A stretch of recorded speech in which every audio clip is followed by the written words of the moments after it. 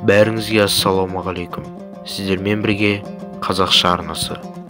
Бүгінгі видеода мен әйгілі күйші, композитор, отаршылдыққа қарсы көтерілістің басшысы Махамбет Өтемісұлы туралы айтатын боламыз. Ал ендеше видеоны соңына дейін қарап, лайк басып, тіркеліп кетуіңізді сұраймын. Махамбет атамыз 1804 жылы Бөкей ордасы, яғни қазіргі Батыс Қазақстан облысында дүниеге келген. Махамбет Өтемісұлын қазақ хандығының соңғы жырауы деп те тануға болады.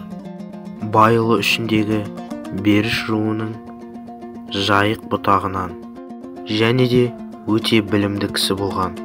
Орыс, татар, араб тілдерін жетіп меңгерген.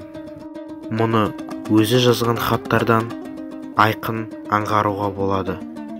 1836-1838 жылдардағы Исатай Тайманұлы бастаған көтерілістің ұйымдастырушыларының бірі болған.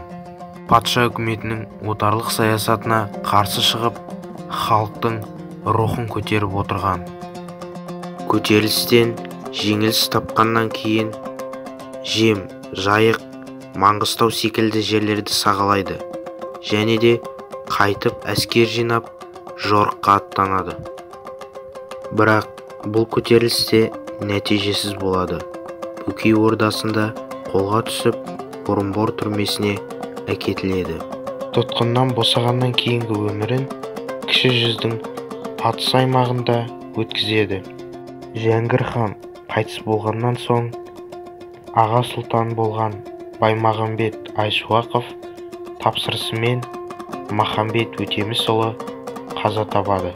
Махамбет халықты патшалық үкіметке қарсы қарулы көтеріліске шақырған алғашқы қазақ ақыны болып табылады. Ал достар, осымен біздің видеомызды аяқталып барады. Сіздерге Махамбет Өтемісұлы атамыз туралы жақсы мәлімет берді деген ойдамын. Сіздермен болған қазақша арнасы. Сау болыңыздар.